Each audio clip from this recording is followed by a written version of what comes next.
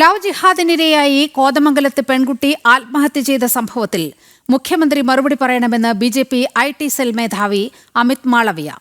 കോതമംഗലം സംഭവം ലവ് ജിഹാദ് അല്ലെന്ന് മുഖ്യമന്ത്രി നിഷേധിക്കുമോ എന്ന് ചോദിച്ച അമിത് മാളവിയ, കോതമംഗലത്ത് നടന്നത് സിനിമാ കഥയല്ല, മറിച്ച് ഇന്നത്തെ കേരളത്തിന്റെ അവസ്ഥയാണെന്നും ചൂണ്ടിക്കാട്ടി.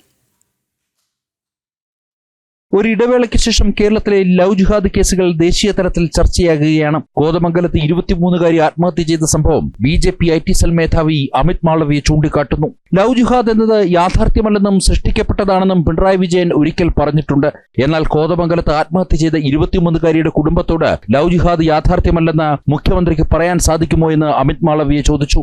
ലവ് ജിഹാദിനെ കഥ മാത്രമെന്ന് മുഖ്യമന്ത്രിക്ക് ഇനി വിശേഷിപ്പിക്കാനാകുമോ എന്നും അമിത് മാളവിയ ചോദിച്ചു. ഇത് സിനിമാ കഥയല്ലെന്നും കേരളത്തിന്റെ ഇപ്പോഴത്തെ അവസ്ഥ ഇതാണെന്നും അമിത് മാളവിയ വ്യക്തമാക്കി. ലവ് ജിഹാദിനെതിരെ മനഃപൂർവ്വം കണ്ണടയ്ക്കുന്ന കേരളത്തിലെ പിണറായി സർക്കാരിനെതിരെ ദേശീയ തലത്തിൽ വലിയ പ്രതിഷേധമാണ് ഉയരുന്നത്. വോട്ട് ബാങ്ക് ബലപ്പെടുത്താനായി ഇടതുപക്ഷ സർക്കാരിന്റെ ഇസ്ലാമിക നയങ്ങളാണ് ലവ് ജിഹാദ് അടക്കമുള്ള സംഭവങ്ങൾക്ക് വഴിവെക്കുന്നതെന്ന് BJP ചൂണ്ടിക്കാട്ടുന്നു.